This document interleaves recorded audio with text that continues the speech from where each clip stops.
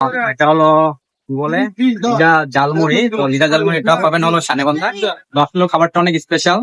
আমরা আসলে আগে খাই নাই, স্পেশাল হলো মানুষের পোস্ট দেখে বললাম। এখন আমরা খাবো, খাওয়ার পর দেখা যাবে। এদিকে আমার বন্ধু আজকে আমরা যাব লিজা জালমুড়ি খাওয়ার জন্য সানেবান্ধা। তো আমরা শহরের যে গরম পরিবেশ, তাপমাত্রা অনেক বেশি, এই গরম থেকে বাঁচার জন্য গ্রামের দিকে একটু বাইক নিয়ে আমি আর ফরাদ আজকে বের হইছি। তো আমরা যাইতে যাইতে হ্যাঁ এসে পড়লাম হলো লিজা জালমুড়ির দোকানে সানেবান্ধায়। তো এখানে আসার সাথে সাথে যে জিনিসগুলো আমাদের চোখে পড়লো, যে ছোট একটি দোকান কিন্তু দোকানের পরিবেশ অনেক ভালো। গ্রামীণ যে গানগুলো থাকে এই গানগুলো বাজতেছিল, আর আশেপাশে অনেক প্লেকার্ড জ্বলতেছিল। তো প্লেকার্ড নিয়ে একটু পরে বলি।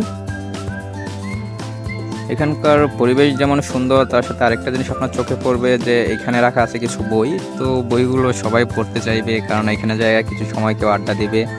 তো জালমুড়ির ফাঁকে ফাঁকে একটু বই পড়বে, এটাই স্বাভাবিক। আর এখানে জালমুড়ির দামগুলো একটু ভিন্ন। ঝালমুড়ির সাথে আর অনেক কিছুই পাবেন, বেলপুরি থেকে শুরু করে। তবে এখানে ঝালমুড়ির জন্যই চাপটা বেশি থাকে আমার জানা মতে। তো মামা বললো মামা নাকি দোকান দিয়েছে হলো 1 বছরের মতো প্রায় হয়ে গেছে, কিন্তু আমরা আগে জানতাম না। যাই হোক, এখন প্লেকার্ড নিয়ে যদি বলি, তো এখানে বিভিন্ন প্লেকার্ড আছে। তার ভিতরে হলো যে এখানে নামাজের সময় বিরতি থাকে, এরপর ধূমপান নিষেধ, সব কিছুই আছে। এরপর হলো তাদের দোকান একদিন মেবি বন্ধ থাকে, শনিবারের দিন, তবে পুরো দিন না।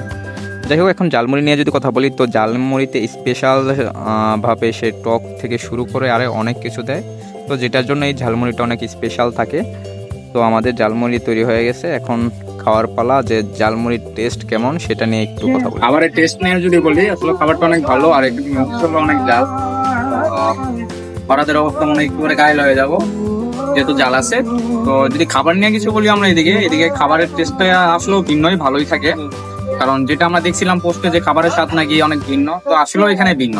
তো যাই হোক, যারা খাওয়ার জন্য আসবেন তারা কমেন্টে দেখবেন, লোকেশন দিয়ে দিবেন।